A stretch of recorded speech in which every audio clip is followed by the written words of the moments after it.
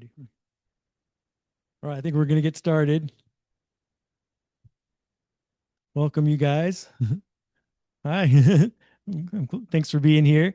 So we've got a couple more people coming in, but we'll make sure everyone has the handout, and we'll get started on that. You want to make a couple announcements about the upcoming events? So there's some upcoming events, which I think most all of you are aware of. The Vegan Fest is coming up on this coming Sunday. You all know about that? And then there's an event on Monday night. Are you aware of that? Dr. Clapper's event from 7 to 8:30. You don't want to miss it. He's a really engaging speaker.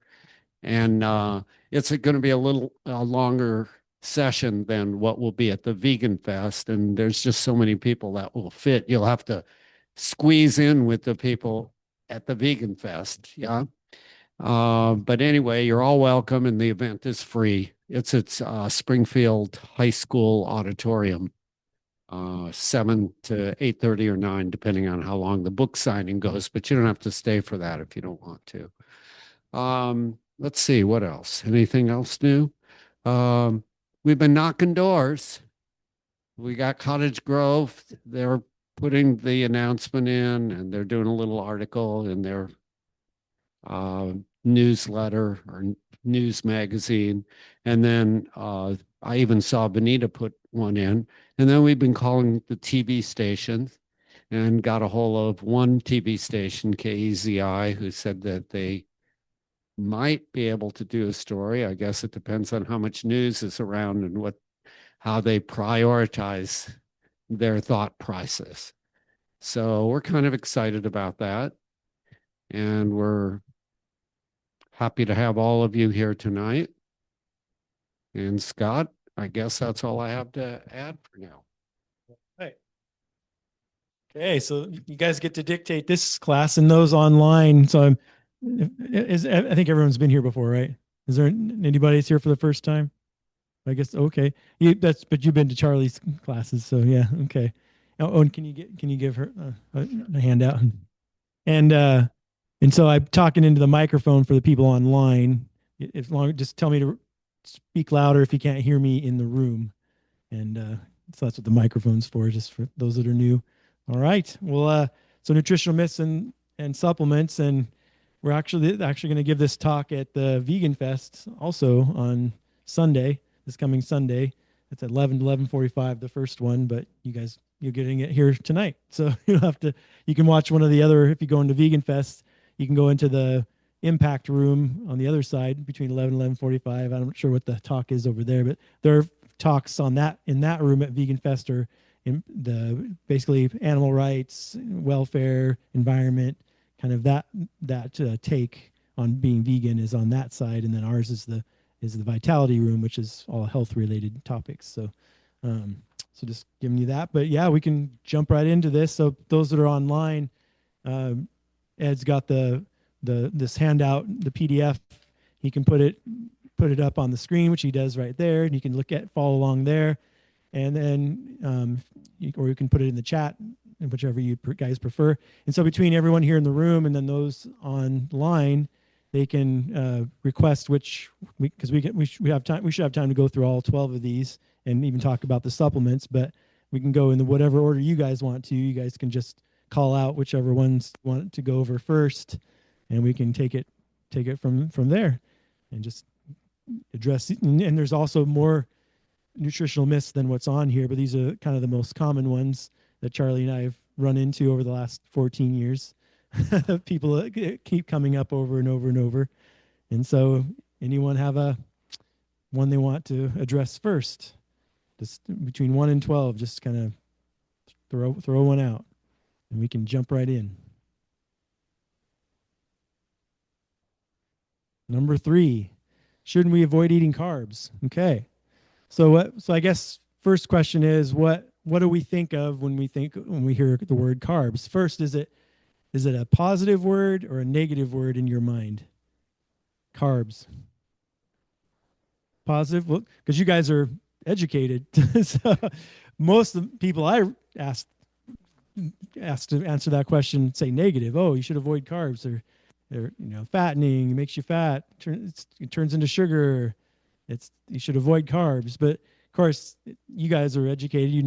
It's not as simple as that, right? Because we know there's good carbs and there's bad carbs, right?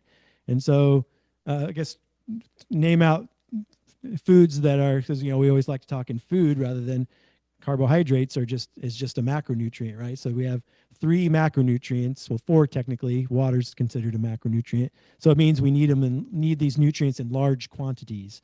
And so protein, fat, and carbohydrate are our three macronutrients. That's where we get our calories.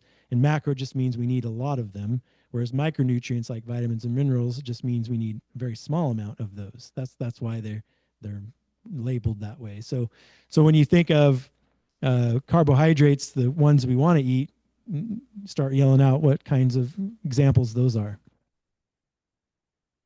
Greens and beans, vegetables, apples, fruits. Yeah. About whole grains like brown rice, oats, quinoa, bulgur, amaranth, farro. Like look at the bulk bin at Winco, for example. Those are all what we call intact whole grains. So we say those are carbohydrates because most of the calories from all those foods you guys just named are from carbohydrate. They do have protein, they do have fat. So that's why we talk about in nutritional science, there's reductionist views, a way of looking at things, and a more holistic way of looking at things. So reductionist means kind of looking at the parts, the mechanisms, kind of how things, kind of how things work. But foods are not carbohydrates, are more complex than just fat, carbohydrate, and protein, right? And so when we say, shouldn't we avoid eating carbs? What are, I guess, give me examples of the carbohydrates we should try to avoid. What would you name out some things? Pasta. What else? Pastries, ice cream.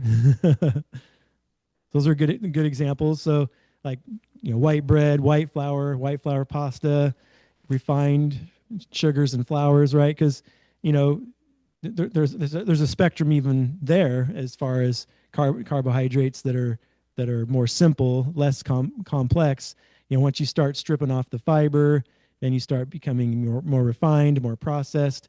And then some of the foods that I heard people mention, like pastries, actually there is a lot of sugar, but actually most of it, if you looked at the calories, where the calories are coming from in some of those foods, it's actually mostly fat, because fat has a lot more calories, 9 calories per gram, whereas protein and carbohydrate only have 4 calories per gram. And so things like ice cream, pastries, donuts, people think, oh, donuts are carbs. Like, well, yeah, there's a lot of refined sugar and flour in there, so you're getting a fair amount of calories from those, but it's fried in oil. And so actually most of the calories from a donut and ice cream are actually fat calories, not carbohydrate calories. So really it's a fat more than a carb. But again, we're just throwing out examples of, and it can get really complicated, right? And confusing when you start talking about good carbs, bad carbs. What is a carb? Should we avoid carbs? Because like just Charlie might want to chime in on this part because of the mixed messaging we get when it comes to carbohydrates. Comments about that? Yeah, so my comments have been it's so confusing because particularly people who have diabetes, we're told more fruit and vegetable is a healthy additions in our world. Yes, everybody would agree. Eating more fruit and vegetables is a healthy thing. But we're told that eating carbs are not such a healthy thing. And what are fruit and vegetables?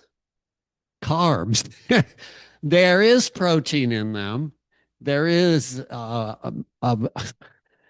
other nutrients like maybe a little fat and vitamins, minerals, and other things, but they're mainly carbs. So in your brain, you kind of think, what do I eat here? And a lot of people have told me, particularly diabetics, I can't eat fruit. I can't eat potatoes because they're carbohydrate.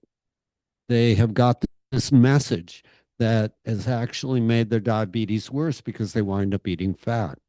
Now, there is one carbohydrate which we don't generally consider as a carbohydrate. We eat it and it doesn't get digested high up in our intestinal tract. What is that? That's it. It's fiber. Fiber is the deficiency in our diet. And you know what fiber is composed of? It's composed of sugar molecules, carbohydrate, that's bound together in such a fashion that it doesn't get digested high up, doesn't get absorbed up quickly into your bloodstream. It's the food for your microbiome, those trillions of bacteria in your large colon, which will feed you back butyrate, an anti-inflammatory chemical, and they will break this fiber down also into serotonin, the feel good hormone. And that serotonin is the precursor to melatonin, which can affect your sleep. Question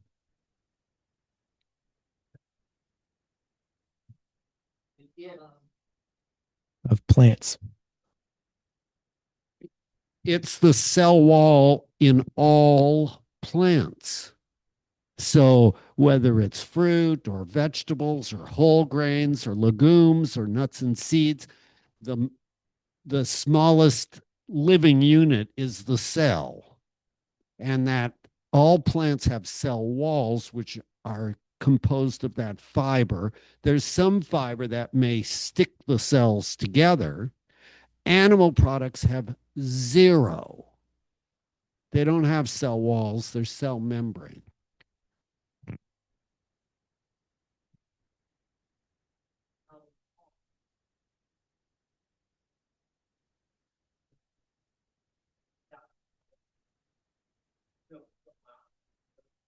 It can't be broken down in the by the hydrochloric acid in the pancreatic juices where the animal products are broken down up high. But it is broken down, it's fermented by the trillions of bacteria in what's called your microbiome down low. I this is it is a confusing issue for people because we haven't been taught about fiber.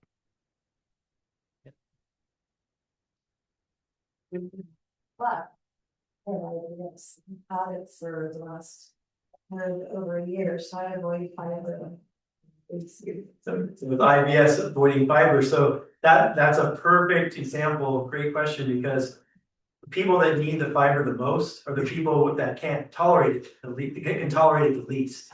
And so what that means is you have something called dysbiosis, which means you have the trillions of gut bacteria are out of balance, and you have what we call leaky gut.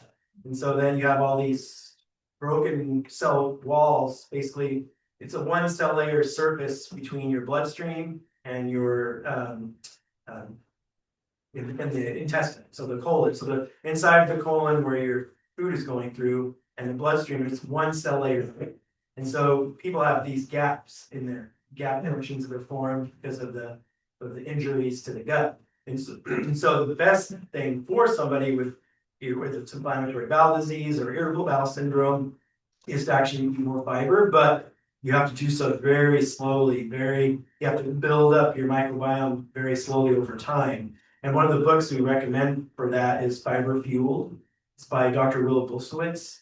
He's a gastroenterologist, and it's on our, I think we have copies, you might have a copy at the library, but if not, it's also on our website, livelifestylemedicine.com. If you go to that website, yeah, livelifestylemedicine.com, the cards are in the back. That's right here, our t-shirts, Live Lifestyle Medicine, because their address is right there as well, livelifestylemedicine.com. And if you go to that website, there's a book section, and you can go to the book list on the book section, and you'll see the Fiber Fuel book. And so you kind of, Dr. B, call him B for short, because Bolsewitz is hard to say, but it's like any other muscle in your body, you have to exercise it. And so you have to, so just by avoiding foods that bother you, that's one strategy. You just kind of back yourself into a corner and kind of do an elimination diet and kind of only have 10 or 20 foods you can even tolerate because of those symptoms. That's a pretty restrictive way to eat and not the healthiest way to eat. So you have to build up your microbiome, build up your tolerance. So you take tiny small amounts of different plant foods and build it up over time. And then there's some other tricks he gives you in the book about how to improve things. And so, you know, for me, with my story, even when it was around for my introduction class, I had irritable bowel with the guy every day, you know, right before I started almost 13 years ago, over 13 years ago. I had irritable bowel, I had heartburn and all that, and that went away from me when I transitioned to a plant-based diet. But so the solution to that is actually to expand eating more whole plant foods, and then trying to make sure you're avoiding foods that could be problematic, which dairy is the number one. Dairy is the number one trigger for irritable bowel syndrome. And so getting rid of dairy, really trying to cut down, if not cut out meats, and processed foods aren't helpful, because too much sugar is not good. And so going, you know, more whole food plant-based slowly over time, it could be a solution. But yeah, anyone that has really significant GI issues, we always recommend Dr. B, the fiber feeding book. So that's helpful. Yeah, back to you. I'm sorry to backtrack, but I missed your correlation between serotonin and fiber. Yeah, so when she was saying or asking about the fiber, so the gut bacteria they ferment and digest the fiber because we can't. And then because we're feeding them the bacteria, they feed us back. And they feed us back things like serotonin, like butyrate, which is a short chain fatty acid, which keeps our leaky gut keeps us from getting leaky gut. Butyrate actually tightens those little cells between this tightens up those spaces that would be there like in the cells, between cells, to keep that layer tight, which is, you know, so things don't pass through. And that's what we think a lot about how a lot of autoimmune diseases occur, is because people have this leaky gut. And it's not just food, it's actually preservatives and all the toxic things in our environment that aren't helping either. So it's not as simple as just food, but yeah, so they feed us back the things that we wouldn't have otherwise, just from the food itself. So they have a good down there. The bacteria, they got this. It's warm. They got all this food coming down the pipe. And they get, hey, this is great. And so what we eat is what selects for what types of bacteria are there. And if you really want to deep dive into that particular topic, stay tuned to next week. Charles going to do the magic of fiber, which is really fun to talk. They'll go a lot in depth on all that stuff. We'll go over it much more depth next week in the fiber. So, were you good with that one with carbs? Okay, what's the next one you guys want to do? What about number 10? Number 10. Doesn't soy cause breast cancer? All right. It's a great one. Yeah. And so I'll give you I don't know if you want to add to it, but I'll kind of go into the history of this. Actually, when I was at which conference it was. It was the PCRM's. It was back 3 years ago. And it was the International Conference on Nutrition and Medicine in Washington, D.C. through Physicians Committee for Responsible Medicine. I actually got to hear the lecture of the original researcher on this particular question.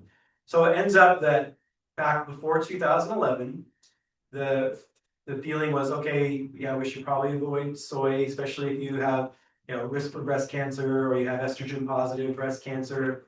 We should probably avoid it because soy has something called phytoestrogen in it. And so phyto means plant. So it's plant-derived estrogen. And so the reason they had that recommendation is because before 2011, they had studies on rats that they had done that showed that you gave more of the soy product, this phytoestrogen, to rats with breast cancer cells implanted in them, the breast cancer got worse, it grew faster. And so they're like, oh my gosh, yeah, we gotta avoid soy especially if you have estrogen positive breast cancer. So that's where that recommendation came from. But this researcher that I got to see the original data on, actually they were trying to figure out, this doesn't seem right, because what do we know about, you know, women in Asian countries? So China, Japan, they eat a lot of soy. And it's like, why do they have like a fraction of the breast cancer rates that we have in the United States? So it doesn't really make sense. They eat a ton of soy. So what's going on? And so they started to do more research, do human research, do in vitros, which means like petri dishes and things like that. And what they found was, one, well, humans aren't rats, so there's some things that are similar and many more things that are not similar about rats and humans. And what they found was, rats only have one receptor for estrogen, and humans have two receptors for estrogen.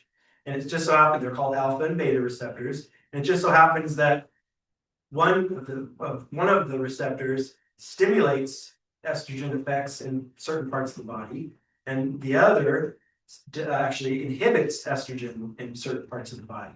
It's like, oh, well, that's interesting. So it ends up that the estrogen receptors in places like your breast tissue, in your bone, in your let's go first. Let's talk about in your blood vessels, bones, places that estrogen is good, because we know that women that have higher estrogens, they have less risk for heart disease, less risk for osteoporosis when they have higher estrogen levels. And so those estrogen receptors in those parts of the body, it seems that phytoestrogen, the soy-derived plant estrogen, actually stimulates estrogen in those places, which is good, right? Because we want to have stronger bones, healthier blood vessels. But in places like your breast tissue, it actually blocks the effects of estrogen. So the phytoestrogen is blocked.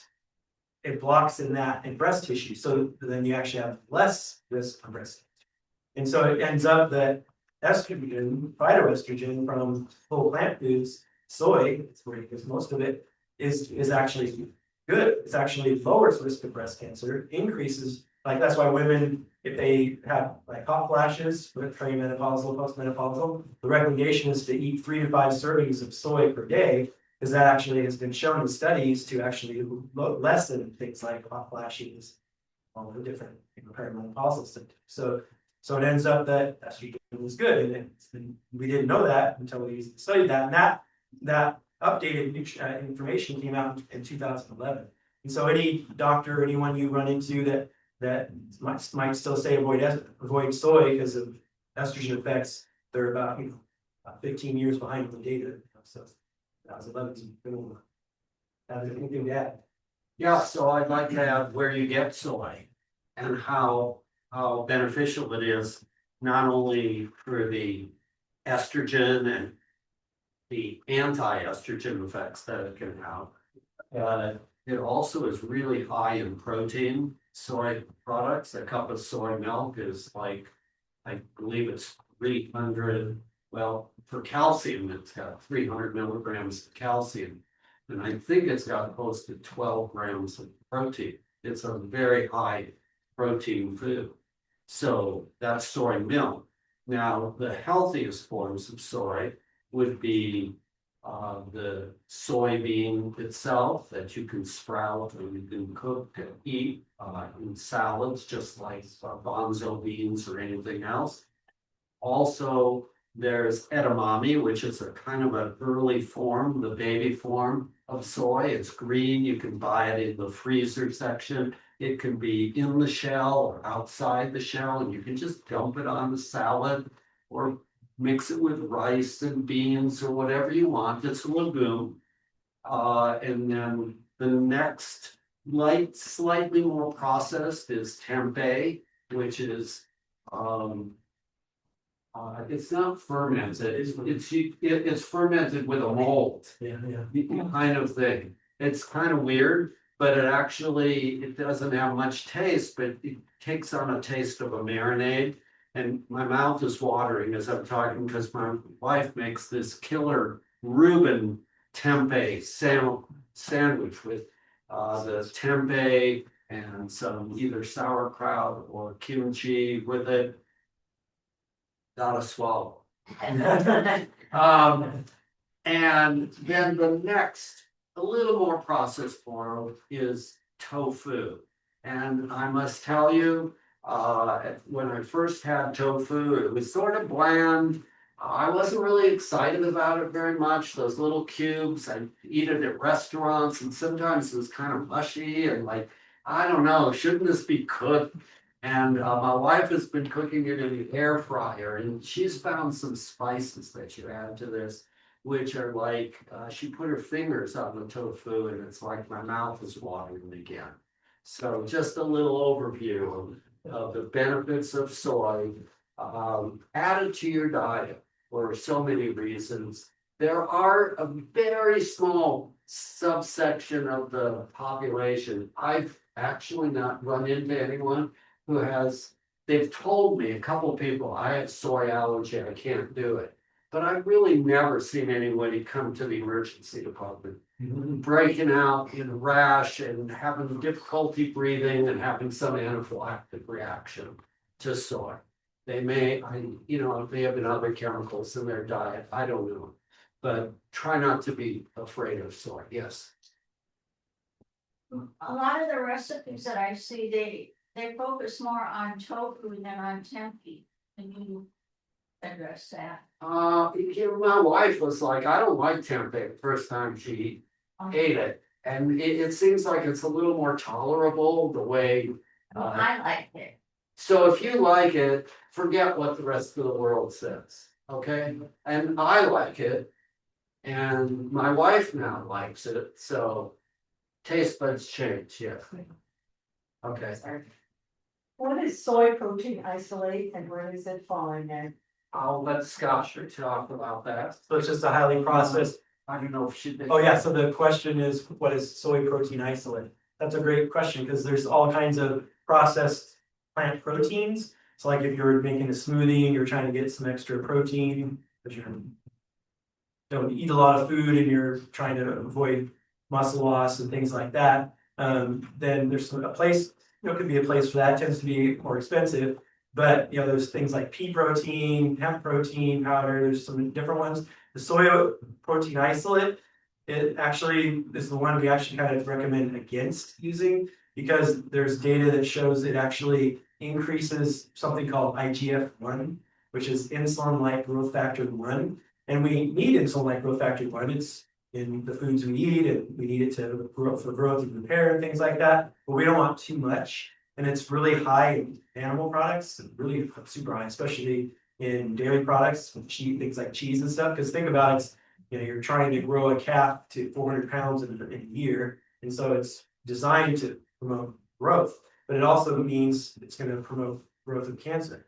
And so IGF-1 is really the bad guy when it comes to cancer promotion and growth of cancerous tumors. And so soy protein isolate would be one I would avoid, just because it does have studies that show it increases that IGF-1 a little higher, whereas the other ones, the pea protein, hemp protein powders, those do not. Yeah. And all milk and dairy products, milk, cheese, yogurt, all of this IGF-1. So a lot of altered products are really high in GFR. They're added. It's just it's there naturally. Oh, Dairy has it naturally because it was designed to grow a cow. It took 400 pounds in a year. So that's why it doesn't really make any sense for humans to drink the mammary gland secretions of another species. We're the only species that does that. We're the only species that drinks the mammary gland secretions after weaning. So we're designed to even, just have human breast milk, and then maybe to 2 or 3 years old, and then we wean, and then we don't really make lactose anymore. Lactose. We can't even digest lactose anymore after that. Majority of people on the planet, about 2/3 of the population, as those of us from Northern European descent, we actually have a genetic mutation that allows most Northern Europeans to digest lactose past weaning. And so, but if you go anywhere else in the world, Indian populations, Asian populations, indigenous populations, around 2/3 of the planet is actually lactose intolerant. So there's a reason for that. They're actually normal. Those of us that can tolerate dairy, we're actually mutants. We're actually mutants, technically, because we have a genetic mutation to allow us to do that. And it has been around for 5,000 to 10,000 years, so we've adapted to it somewhat. Do you get the concept? It's in all mammals' milk, human breast milk also. Right. It's in human breast milk. It's in cow breast milk. It's in pig breast milk. It's not added. It's there. And like Scott said, all the other animals wean their young after they've had the growth spurt, and we don't. So we can stimulate cancer growth when we're in our 80s and 90s. So Yes. Ken has a question. What? Question in the online.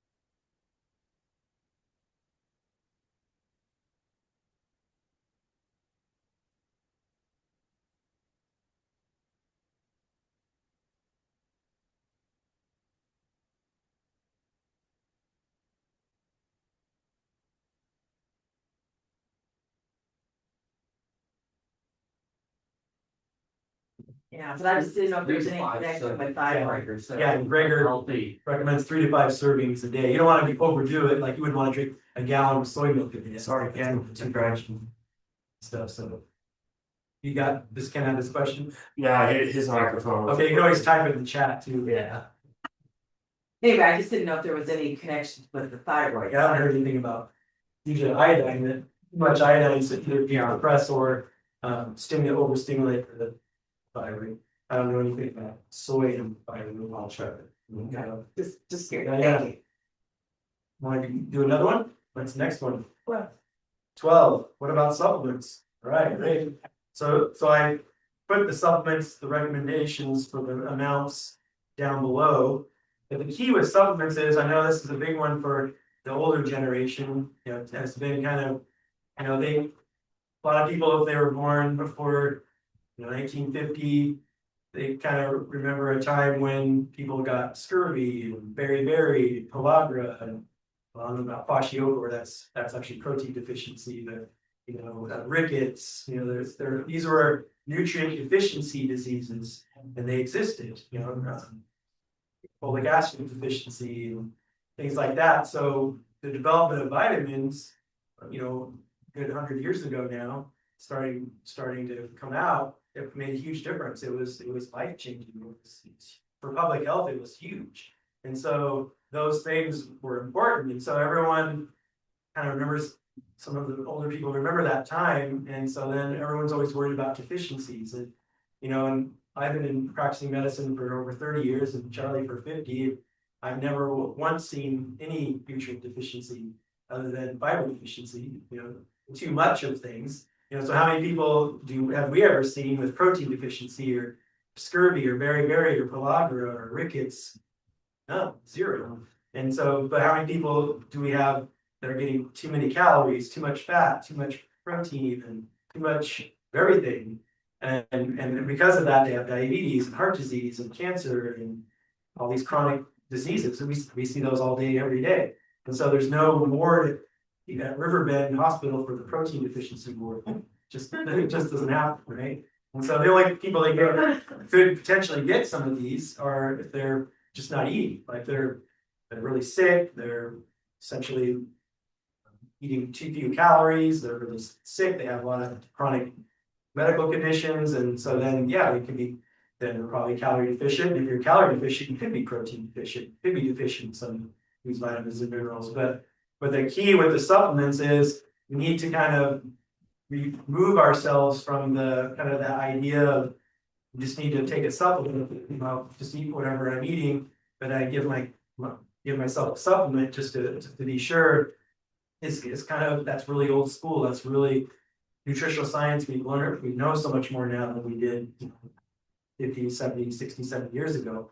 And so we just don't see these things anymore. And so we shouldn't be looking to supplements for our health. Now, there are some exceptions like the B12, and I could go over each of these and where they come from and why it might be a good idea to take some of these. And, we could spend a whole hour just on supplements, but I think, the key ones are there. And then some of them, most of those have really good science behind them. There are some like the DHA EPA is still kind of still on the fence as far as that goes, as far as, some providers and nutritional scientists are for DHA EPA supplements. Those are the long chain omega-3 fatty acids. And so, but there's downsides to them. They can actually the more recent data showing, one, they don't cross the blood-brain barrier. So if you're taking it for brain health, they might not even make it to the brain. So that's one. Two, they can cause more bleeding because it's a bit of a blood thinner. And three, they actually suppress the immune system and would show to do that. And then four, this just came out recently. There's an association with DHA EPA supplements and the development of atrial fibrillation. So, What's that? atrial fibrillation, irregular heart rate. So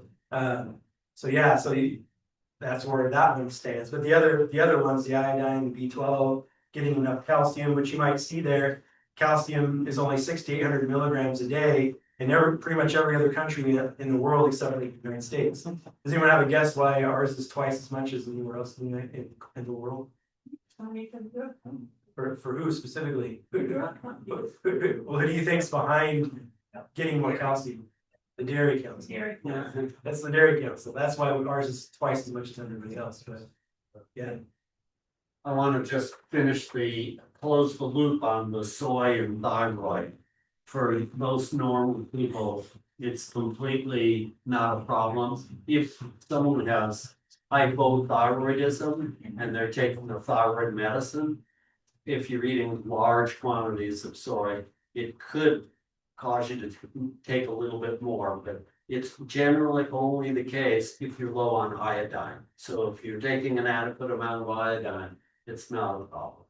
So if someone is, taking some fact and saying, okay, we're gonna not deal with how to explain this to people. Okay. So I've heard you talk about, because I've heard, that taking B12 is important. Can you say anything about foreign or? For B12, Yeah. yeah, so the studies, Gregor recommends cyanocobalamin. So there's methylcobalamin, cyanocobalamin, and those are the two main ones. Cyanocobalamin. So if you look at the label on a B12 supplement, it'll either say cyanocobalamin or it'll say methylcobalamin. And so they're equally good. It's just Gregor recommends cyanocobalamin because that's what all the studies on how to measure B12 and how it affects your levels and stuff like that. And that's why I recommend that one. And then there's some other rare ones like it's called, just draw a blank on. It's another name of a cobalamin that for people with something called the MTHFR gene mutation, you have to take a different form to even then. So it's pretty complicated. And then vitamin B12 levels in the blood are very difficult to test also. And so the direct B12 level in the blood is not very reliable. And so that's why we just recommend, people that are omnivores that eat meat, I pretty much recommend every one of my patients takes B12, just because we just don't get enough these days, because, and it's so important for your nerves and brain health. And it actually, if your B12 levels get low, it causes something called homocysteine to go high, which actually causes inflammation in your arteries. There was actually a study that showed that we're trying to figure out why in this particular study where vegetarians actually had higher rates of stroke than people on regular diet. And like it was a healthier omnivorous diet. It's like, well, why is that? And they're trying to figure out control for all the confounding variables and everything. And when it came down to it, it was the people that were vegetarian weren't getting enough B12. So their homocysteine levels were high and it was causing more strokes. It was just a tiny amount more, but so you want to be sure to take B12. It's made by bacteria in the soil. And so we just don't get enough because we don't eat dirt anymore or drink stream water, which is good because we don't want cholera. And so we used to get it, basically just by eating produce. You just pick a carrot out of the ground, brush it off, and eat it. So you get a little bit of dirt in your diet, so you get some B12 from that dirt. Because it's basically when you're eating meat, you get some because one, if you eat a grass-fed cow, for example, you can get some from the muscle of the cow because the cow ate grass and not a little dirt with the grass. But because most cattle and most animals that are raised for consumption are grain-fed and they're getting the B12 either, they actually often the grain gets supplemented with B12 and then they'll get it that way. And then you eat their muscle and then you get the B12. So you're getting it secondhand, just like you're getting protein secondhand. They got the protein from the plants, then getting the B12 from the plants. So we still need so that's why it's important to take B12 sublingually. Is that important? The question was, do you need to take B12 sublingually? Well, most people don't because it's absorbed pretty well. The people that might need to take it sublingually or even get an injection, which some people have to, or if you're on acid pills, like if you're on Prilosec or Omeprazole, because you have really bad heartburn, then you're actually not going to absorb it as well because you're blocking the acid in the stomach. You need the acid in the stomach, something called intrinsic factor, to absorb the B12. Or people that have had bariatric surgery, like they've had their gastric sleeve surgery or Roux-en-Y gastric bypass for weight loss surgery, they don't absorb it very well either. And so a lot of times they either need to do a sublingual or even an injection. And so there's, but the majority of people, if they're not taking those acid pills, they could just take a regular tablet. Age matters here. There you go. If you're under age 65, it's 2,000. It's on here too. Is it on Yeah, there? it's on. 2,000 micrograms under age 65, a week, once a week. And if you're over age 65, 1,000. And that could be adjusted if you listen to the food revolution. Someone said 500 to 1,000 on the food revolution. And the reason it's so much is because we actually absorb 1% of the B12 that we take. And it's water soluble, so you don't have to worry about taking too much. One here and then here. Is there a difference between taking it once a week or taking a little every day? That's based on your age. So the reason that it's different for the age groups is the older you get, you don't tend to absorb it as well. And so it's better to take it every day. Whereas if you're younger, you could just take it once a week and it's fine. My question is for the, so the 2,000, is it better to take it once a week or can I take that?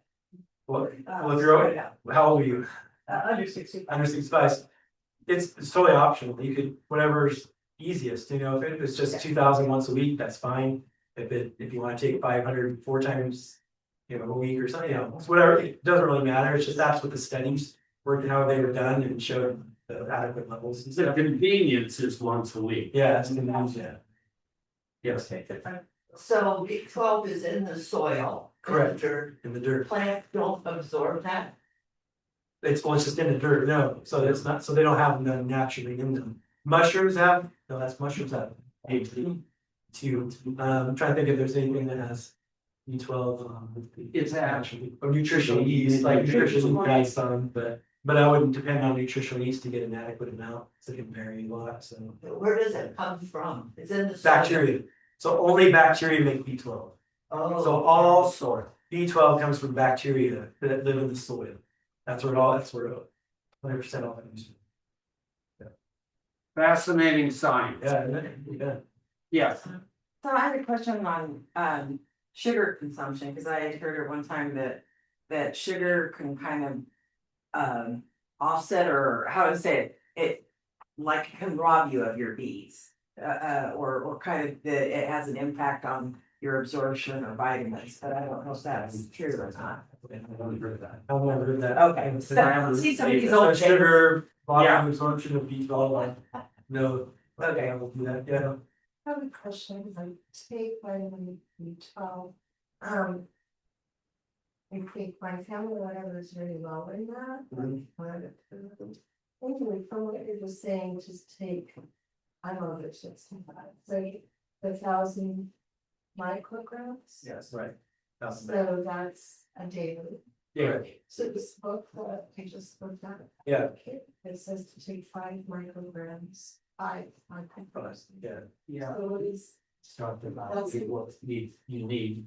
That's the absorption. Yeah, so there's, it's confusing. yeah, so I mean, that's technically, if you look at the RDA, you only really need like 5 or 10 micrograms, so that's how much you need. Like all the time, and so, and not very much gets absorbed, so out of 1,000 micrograms, you're only getting like 100. Too much.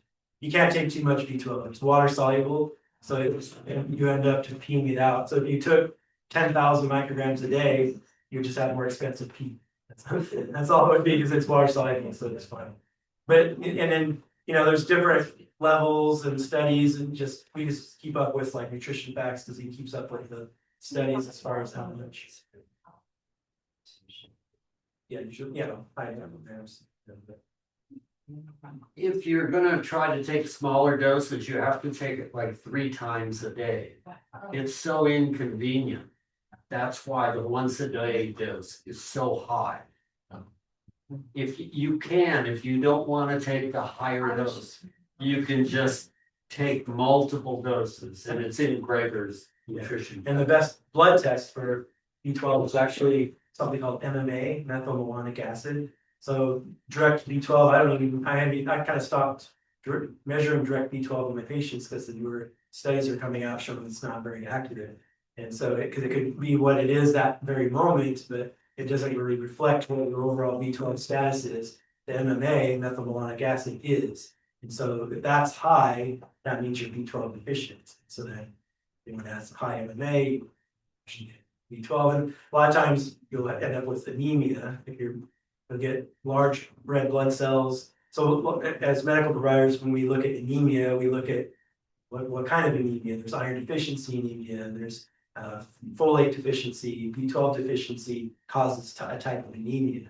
And so we have ways of looking at how big the red blood cells are, tells us, okay, this is probably either B12 or folate deficiency. Now we'll get an MMA blood test. Can also measure homocysteine, because homocysteine will be high in B12 deficiency, but also in folate deficiency. So there's a whole bunch of training we get in how to work up anemias, but I'm going to go into that for you, but just know that exists.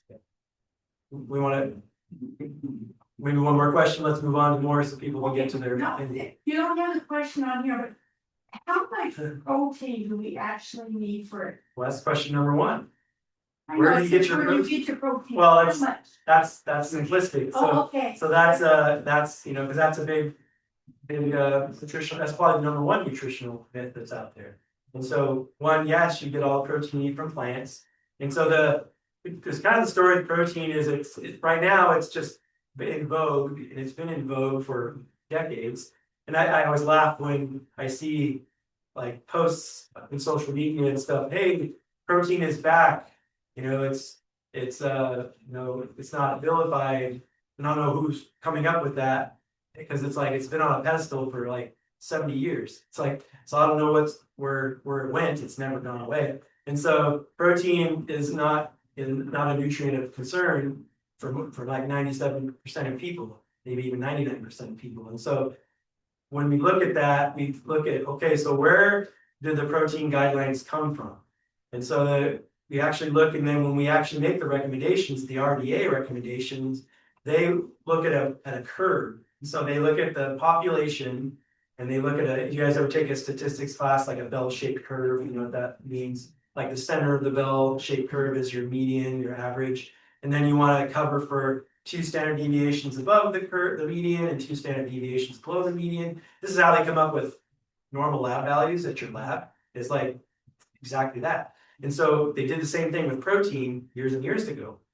And they said, well, okay, so the average, we need about 0.5 grams per kilogram of lean body mass. So not your actual weight, but your ideal body weight. So if you look at a BMI, body mass index chart, and figured out what your ideal body weight is, not your actual weight, your ideal body weight, and then you can either do kilograms, or if I can tell you what it is when it's pounds.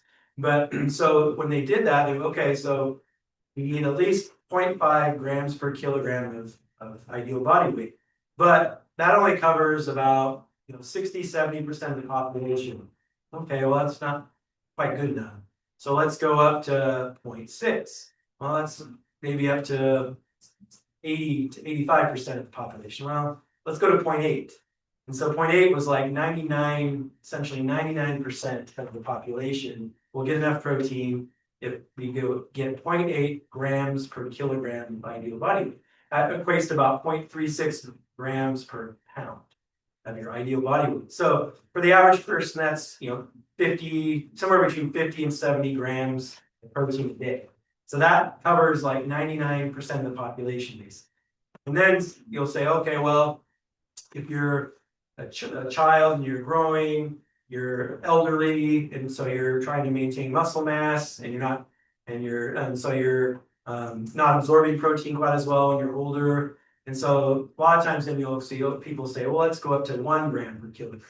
And then you'll see professional athletes, and then you'll see all these people on the paleo diet and carnivore diet and all these low carb diets. Oh, we should really be at 1.5, 1.8, even 2 grams per kilogram. And it's like, it's ridiculous. I mean, it's 2 to 3 times more than we actually need.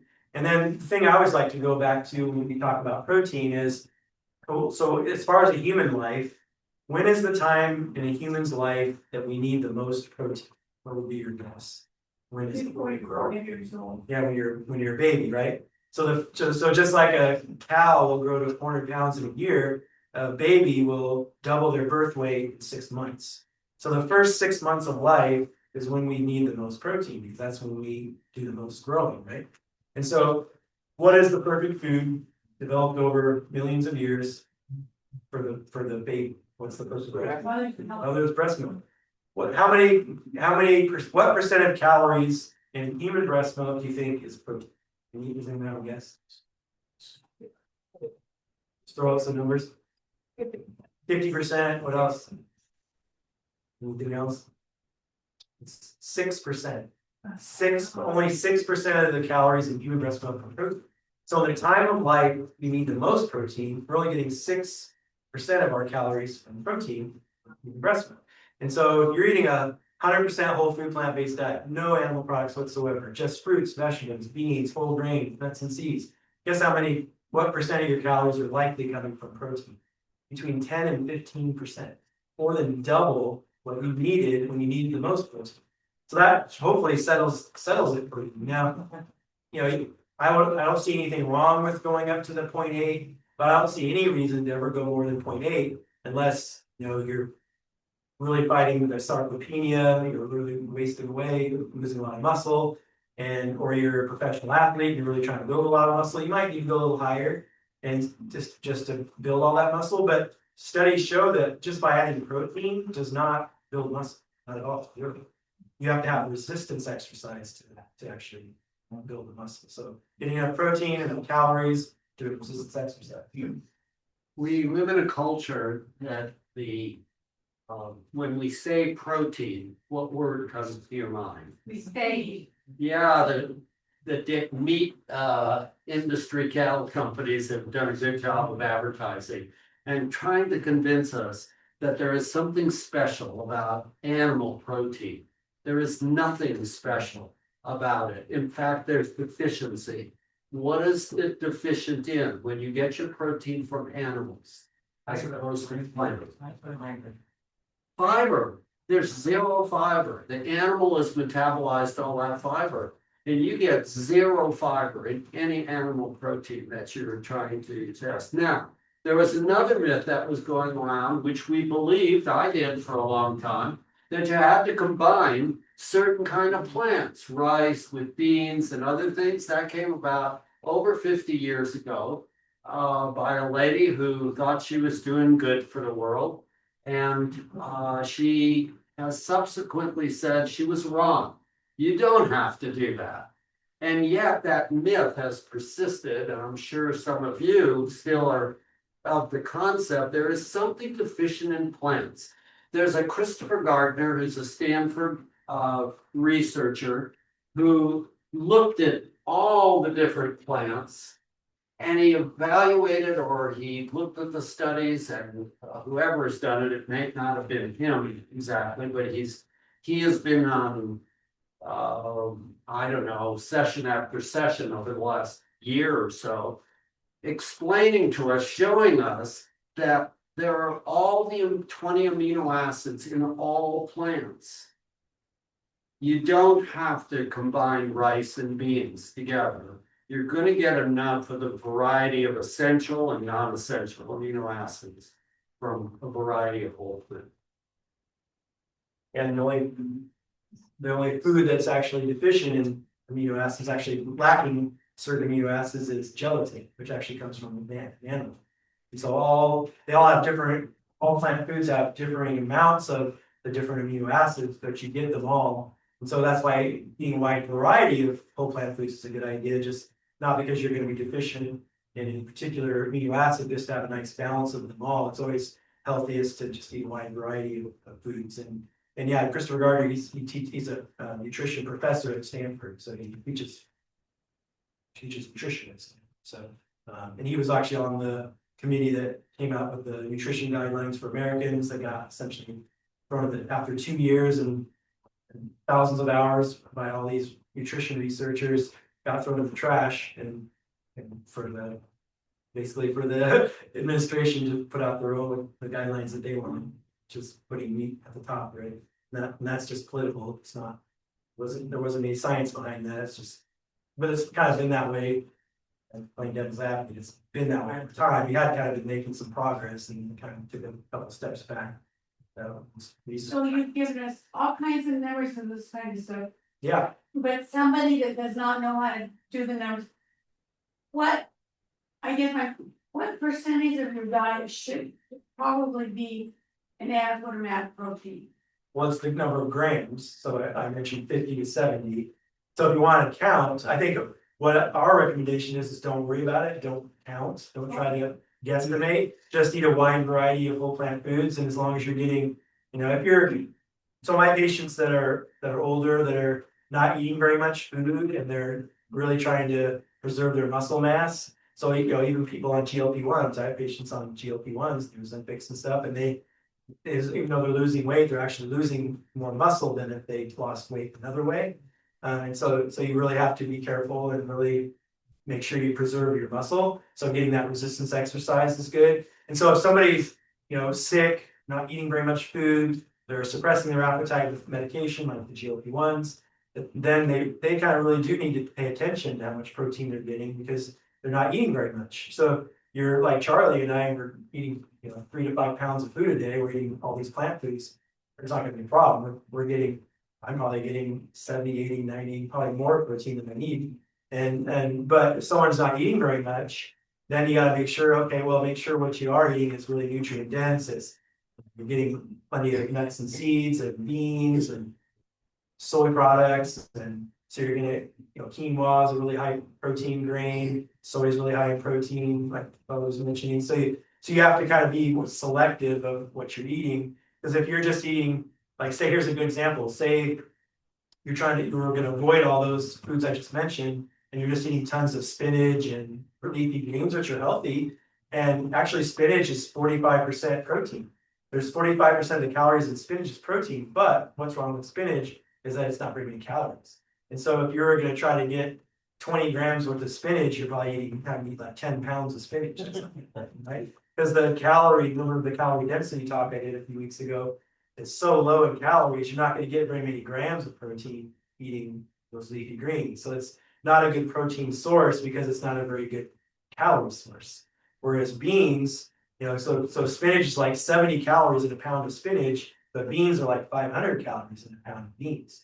And so it'll be easy to get plenty of grams of protein from beans, not so easy to get it from spinach, even though there's more percent of calories of protein in spinach than beans. And so just as an example, but that's a great question.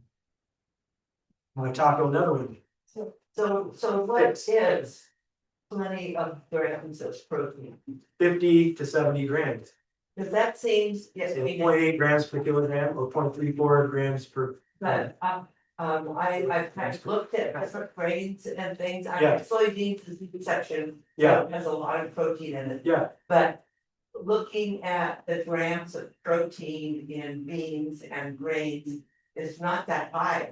It's not that much. It adds up though. If you actually were to total it up, if you're eating, peanut, nut butters, nuts and seeds, beans, intact whole grains, and you're getting enough calories from that, if you're getting adequate calories, you're going to be getting adequate amounts of protein. And this gets tested over and over to actually add it up, and pretty much everybody, if pretty much every single person, if they're getting enough calories, they're going to be getting adequate protein.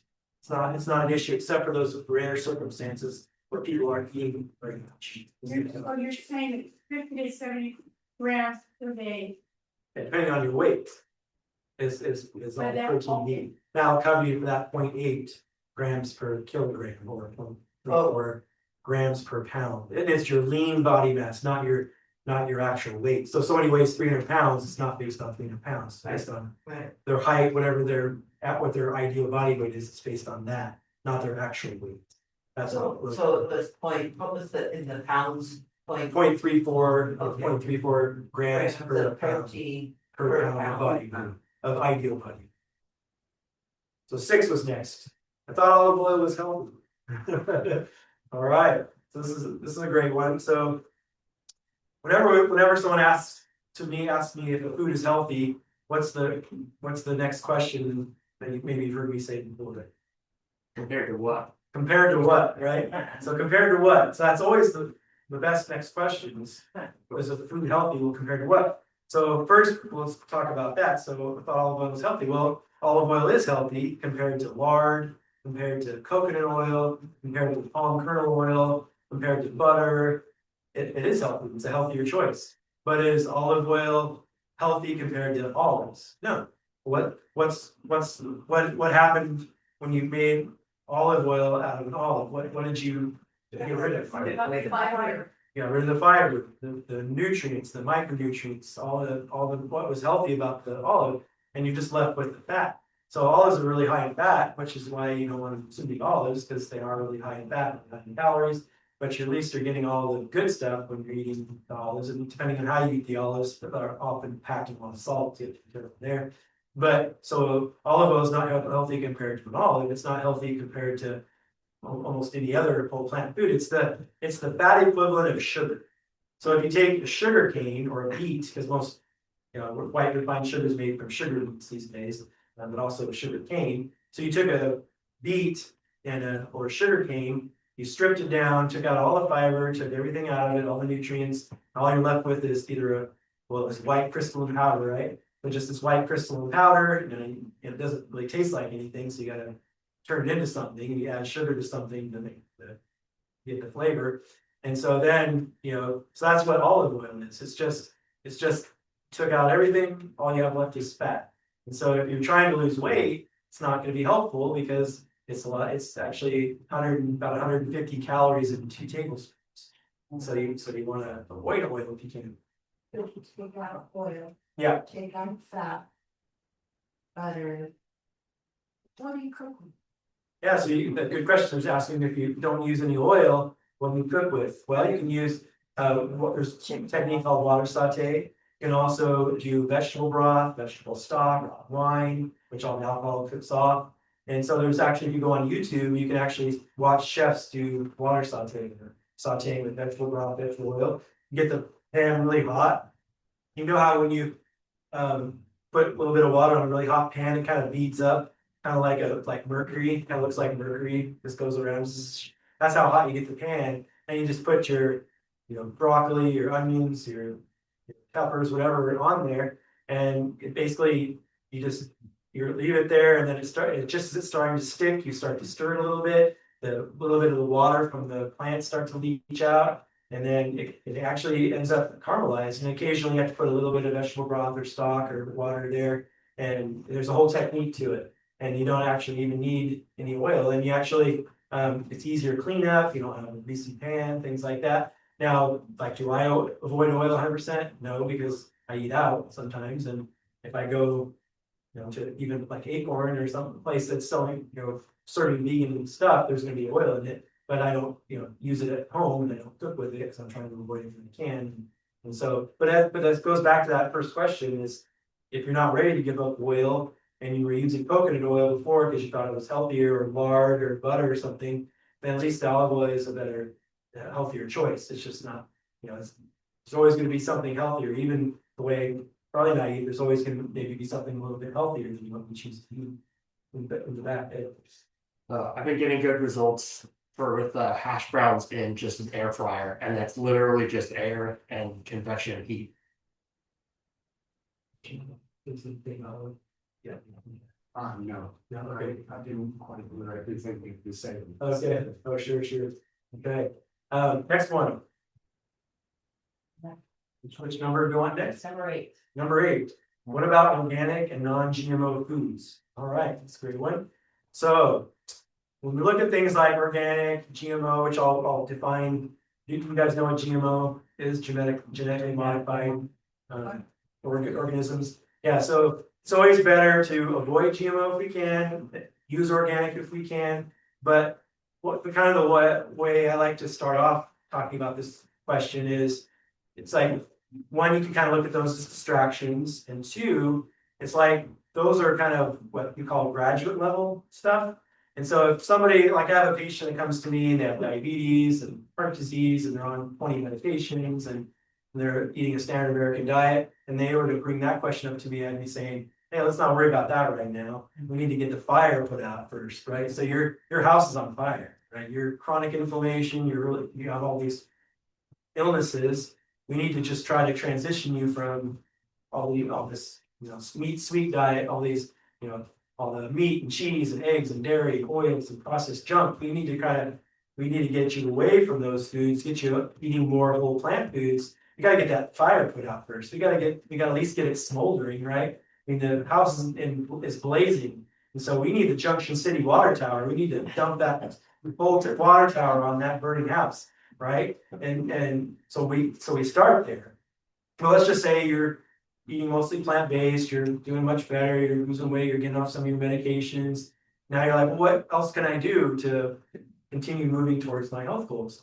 Well, hey, can you afford to do organic? Can you avoid the GMOs and some of that stuff? That's a time when you can kind of start adding those things in, because those things make a difference. You know, if your house is now just smoldering a little bit, there's some hot spots here and there, and then now you have your garden hose, you whip out your garden hose and you start putting that on there. That the garden hose is the organic and the non-GMO, and we can maybe help a little bit here, but our fire, we got it smoldering now. And so because organic is healthier, because you think about, if you're spraying pesticides on produce here and not here, what's the big difference? Well, the ones you're spraying, they not only have the chemicals that you don't want, but also the plants are not as resilient. And so what is so healthy about a plant, especially an organic plant, is when we're eating their phytonutrients. So phyto means plant and nutrients. So they're loaded with thousands and thousands of these phytonutrients that we're still studying and figuring out. I remember when I read a whole textbook on phytonutrients like 15 years ago. This is when I first started, like 2013. I read this book. Like a strawberry at that time only had about 100 micronutrients identified. Now it's over 1,000 in just a strawberry.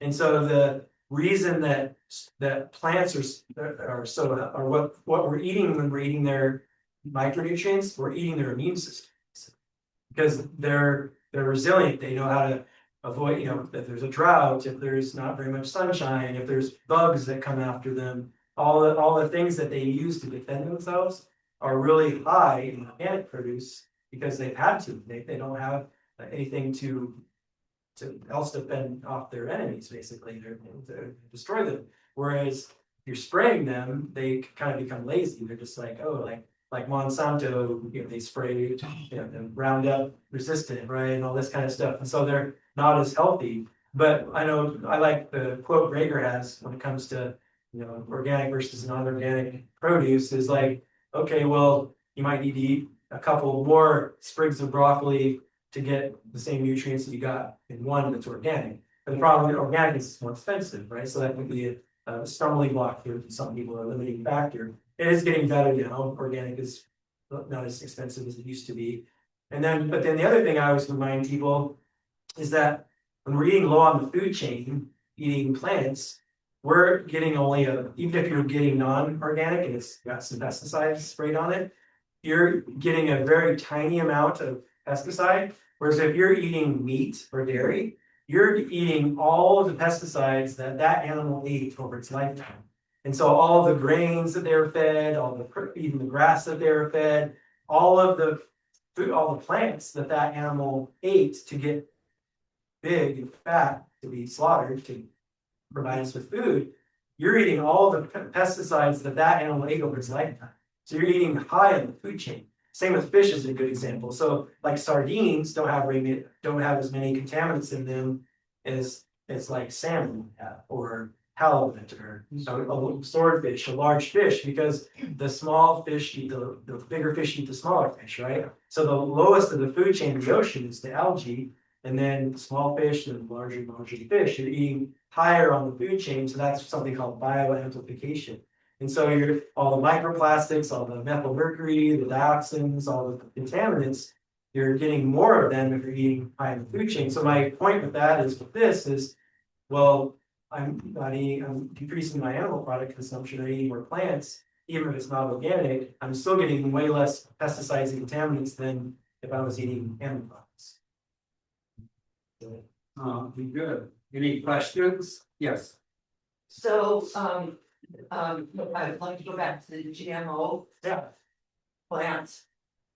So that's altering the gene makeup of a plant in order to make it more resistant to pesticides. Is that the main purpose? Correct. Yeah. So the question is, So then, purpose so of then they can spray more pesticides for on the specific plant. plants. Yeah. or to grow more product, to have a higher yield on product. The GMO, sometimes they can show that, oh, it's producing more. Although if you talk to like farmers, organic farmers and farmers that do restorative, whatever it's called, regenerative agriculture, they actually show that they can actually compete with those yields if they do it the right way. And so I'm not an expert on farming or any of that kind of stuff, but I haven't read a lot about that. So what I'm trying to get at is why is it bad to eat GMO plants? I think it's because we don't know the long-term effects of it. So by genetically modifying a plant and we eat it long-term, it could be causing problems that we don't yet know about. Because it's not natural, it's actually something that was genetically modified, and so we'd probably be better off just, eating the food, because like the potatoes now, because some of them are like genetically modified or crop resistant to pesticides and different things like that. But if you went back and ate a sweet or a potato from 100 years ago, it's got actually more nutrients in it than the ones that they have now. So a potato 100 years ago is healthier than the potatoes that we get at the market now. And some of that has to do with either pesticides and GMOs and things like that. I think the biggest thing about GMOs that we know about is abstaining from GMO foods. It is better for global sustainability and less corporate influence over what we eat. So it's not really a nutrition thing. Yeah, so people can hear that. So it's also about corporate influence over our food supply. And so having, that there's an incentive for them to, do the Monsanto, that's why they sue people, that even if their seed blows over to another field, and then now they can detect their genetically, they have a patent on their seeds for that crop, like corn or whatever. So their corn, they have a patent on their genetically manipulated Monsanto corn. And if it blows over, which it's going to in the wind, and starts to actually incorporate into the other farmers' crops, now the Monsanto can sue for the crop now being in his field, like almost like he stole it, even though it just blew over. And so it's all about trying to muscle out the local farmer and things like that. And that's why there's not as many farms as there used to be. They're starting to close down because these monocrops, all these big conglomerates are just trying to make a bunch of money. And most of the corn actually goes not to feed humans, but to actually feed cattle. And that's where most of the corn goes, or high fructose corn syrup, or just into products. That's where most of that crop goes. And so it's bad for the environment. There are concerns about toxicity and allergens could create new allergies. Organ damage, independent studies have linked GMO consumption to immune system issues, GI tract damage, kidney and liver damage in animal tests. And there are many countries, in fact, most in Europe, do not allow GMO. So they have their reasons, which maybe we could learn from. I want to just briefly do number 2, which is where do you get your calcium from if you don't drink that milk mustache? Tofu and advertising. spinach, Huh? kale. What is Tofu and spinach and kale. it? Yeah, so the greens and the beans in your life is where you get your calcium. And many of you may not be aware that calcium supplementation that I know I prescribed much of in the past, and many practitioners are still prescribing, there is an increased risk of heart attack and stroke associated with supplements because it can thicken your blood a bit. I'm actually doing a lecture at the, where is it? The Riverbend Annex on Thursday on osteoporosis, and we go into further depth about this issue. So I just wanted to make sure we covered it briefly, and there may be other issues you'd like to talk about. Yeah, it's the big mega dose of calcium, like the 1,200 milligrams, that's usually recommended. That's the one that causes the blood to clot more frequently. But getting a little bit, a little, 200 milligrams that's in the soy milk or in a little bit fortified in certain foods, that's not usually a problem. It's that big 1,200 milligram dose. When did they start the GMO? I mean, like, I'm not sure. I don't know. I'm not sure. It's been around for I'm sure how quite long some GMOs time. have to look it up. And we kind of did cover, just kind of go through here since we're getting down to the end time. We did kind of cover the, I heard that the soils are depleted of nutrients, so that's similar to what I was talking about with the organic and the non-GMO, is that, yeah, there's the soil has less nutrients in it than it did 100 years ago.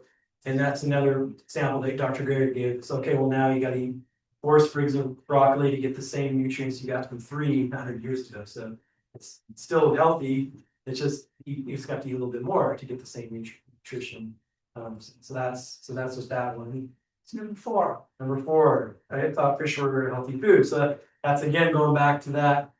Well, compared to what? Just like the olive oil, right? So fish is healthy, yes, compared to bacon and sausage. Fish is healthy, but is fish healthy compared to unprocessed whole plant foods? No.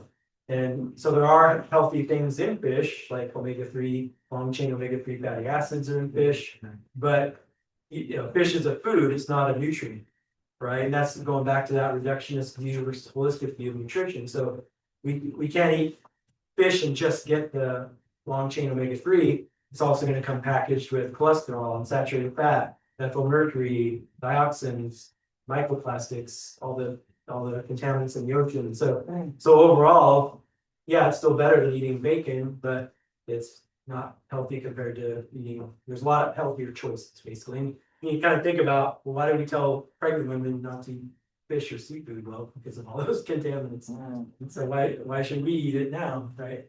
You eat a lot of salmon, omega-3s, Right. omega-3s and such.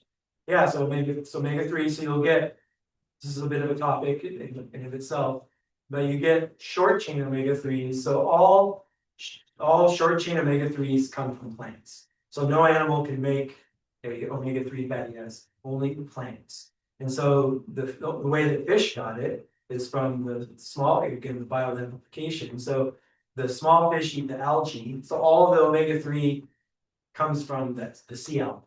It's only made by plants. Animals can't make it. And so the algae is where the omega-3 was.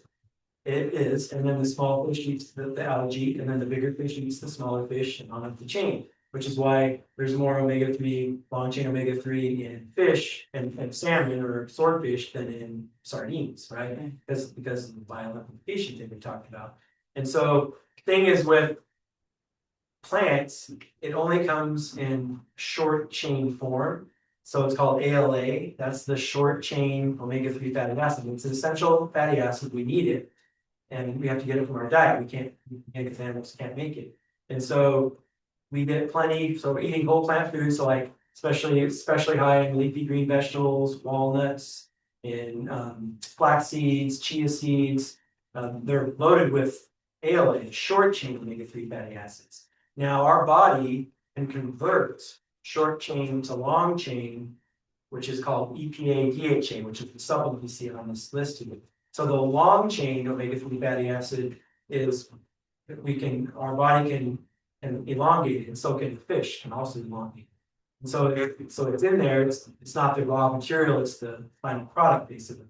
And so what makes us as humans good converters from short chain to long chain omega-3s is having a lesser amount of omega-6.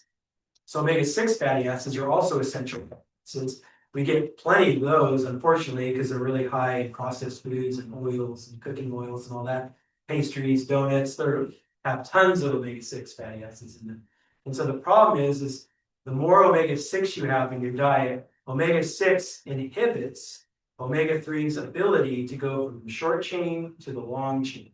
So if you're cutting down on your omega-6 fats from, cutting out the cooking oils and the cookies and the pastries and the donuts and all these things that are really high in omega-6, your body should be able to make plenty of long chain omega-3. But because some people don't cut down on omega-6 enough, and some people are not as good at elongating the short chain to the long chain, which is one of the reasons that the DHA EPA supplement exists. But when we talk about some of the side effects, some of the downsides to it. So bottom line, just be, try to cut down on those omega-6 artificial, those bad oils and fats, and eat lots of, walnuts, green leafy vegetables, flax seeds, chia seeds, all those foods. And like Dr. Bader's daily doesn't, yes, that's why he has the tablespoon of flax meal every day. I put the flax meal on my oatmeal every day, throw it in smoothies, things like that. But so you can be tested. You can actually do blood tests on a fatty acid profile, and it'll actually tell you how much EPA, DHA you have. It's really important for babies to have plenty because their brain's developing. They need it. And so baby formulas usually have EPA, DHA in them just to make sure that they're getting enough. And so yeah, just you can get a blood test, and if you do happen to be low, then that's maybe a reason to go ahead and give a supplement. I want to add one more food category to the walnuts and the flaxseed. It's the sea vegetables, like seaweed. There are 3 types that are actually considered healthy, and that could be dulse, D-U-L-S-E, wakame, W-A-K-A-M-E, and nori. Nori is the sushi sea vegetable. The first time I had dulse, I swore I'd never eat it again. It was horrible. Now I eat it every day, and I actually look forward to having it. It has a, I don't know, sea flavor to it that I like. I had to train my taste buds over about 12 or 15 times, sneaking into soups, salads, and other. So you're saying that that's high in omega-3 Yes, and iodine? and iodine. So that's the advantage of having sea vegetable if you're not having salt, because you've been told don't add salt because of high blood pressure or whatever. Yeah. Well, we're almost at time. If there's any other ones, we're really talking to you. Got it. So just real quick, yeah, you get enough iron from eating plants. So greens, beans, nuts, and seeds loaded with iron. Someone eating 100% whole food plant-based diet is no more likely to be iron deficient than the general population. So that's the quick of that myth. Let's see, we need fat in our diet. So they mentioned, if you're cutting out all the oils, we get this all the time. Cutting out all the oils, and where are you going to get your fat? It's all we need fat to be healthy. What we do. But even if you're eating no oil whatsoever, nothing but whole plant foods, you're still getting probably another 10 to 15% of your calories still coming from fat. Just from that, because broccoli has fat, potatoes have fat, even if it's tiny amounts. And then if you're adding nuts and seeds, they're really high in fat. Avocados are really high in fat. Soy is really high in fat. And so that's why you got to be a little bit careful with some of those foods, because that's why they're so high in calorie density. And if you guys were here for my calorie density talk, it's those foods are, they don't have any water in them, right? Or little, if any water. The nuts and seeds, avocados have a little bit, but they're so high in fat. That's why they have really high calorie density. So you can easily, if you're eating nuts and seeds and avocados and soy, a lot of soy products, you could easily be getting 30% of your calories from fat just from that. And that's no animal products at all. So number 7. Oh yeah, fully satisfied. I was never full or satisfied when I tried to eat vegetarian and vegan. I needed to eat meat and cheese. I got this all the time with patients when I gave them okay, start going to more whole plant foods, even though I'd give them all the information, they'd come back and I'd kind of either have them do a food diary or we just dig into what they've been eating the last few weeks. And usually they're saying, oh yeah, I eat all these big salads, but then you find out they weren't eating potatoes, they weren't eating beans, or very little, or they weren't eating intact whole grains like rice or oats or quinoa. So they were eating just non-starchy vegetables, tons and tons of them, which is healthy. But what's the problem with that? It's too low in calories, too low in calorie density. So all of those foods are 100 calories a pound or less. That's, you hear that, the rabbit food thing, oh, you just eat rabbit food. Well, rabbit food is all 100 calories a pound or less. Like seeing a cow out grazing in the pasture, they're eating grass all day. They're eating all day, right? They're actually eating like 100 pounds or more of grass. I mean, you gotta eat tons because it's so low in calories. And so the problem is if you're filling up, you only have much room in your stomach, only so many meals a day, so much chewing you can do with your jaw. If you're only eating foods that are 100 calories a pound or less, you're never gonna get enough calories. You're gonna be hungry. And so you're gonna be like reaching for the meat, the cheese, the processed foods because you're just starving. And so that's why it's so important. Like Dr. McDougall, his philosophy was always a starch-based diet with the addition of fruits and vegetables. And that's really the most accurate way to look at it. And so starchy vegetables, your potatoes, your sweet potatoes, your beans, your legumes, and your intact-whole grains, and potatoes and sweet potatoes, those are your starch-based foods. So those are all plants too. They're all whole plant foods, unprocessed. And so if you're basing your diet on that, like 50% of your plate is that, and then you add on the non-starchy vegetables, you add fruit for dessert. And so you're basing it on starch-based foods with the addition of other fruits and vegetables, then you're going to be full and satisfied. You can eat as much as you want. You're going to be full. Again, going back to that calorie density lecture, if you're at 100 calories a pound, you're never going to get enough calories. If you're at the sweet spot on there with all the studies is between 400 and 500 calories a pound. So another way you're going to be able to eat 400 to 500 calories a pound is to incorporate those starchy vegetables. And that's why you can have a little bit of bread or some nut butters and things like that. Not food like shreds with really a much higher calorie density, over 1,000 or 2,000 calories per pound. So you have to be careful with those. But so that's usually the mistake that people make is they're eating too many non-starchy vegetables. They're not embracing, they're afraid of the starchy vegetables because of the carb thing, right? And so people are brainwashed and think, oh, I shouldn't eat these starchy vegetables because they're too high in carbs and too much sugar. So it goes back to that myth again.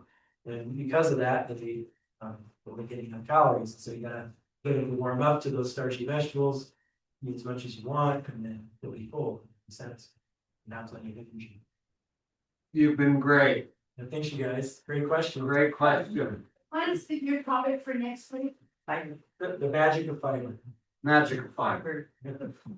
We got down to the last three. So we got magic of fiber, then we have one on risky substances, food addiction, with Elizabeth Maxwell, PhD, public health, and then 2 weeks from tonight, the third, 3 more left, is on physical activity with Kathy Meldrum. She's a physical therapist. So we'll kind of move, even if it's just in your chair, moving around, and some of the science behind what physical activity. We got to make, throughout that 13-week course, we cover all 6 pillars of lifestyle.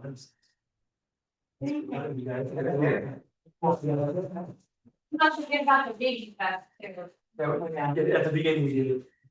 Did you say? Yeah, Vegan Fest. Oh, you already said? Yeah, before Oh, that. sorry. Yeah, I hope you're there on Sunday, 10 to 4. And then Dr. Clapper, Monday night, 7 o'clock. Which was fun. Yeah. Stations and so on. Yeah. Sorry. It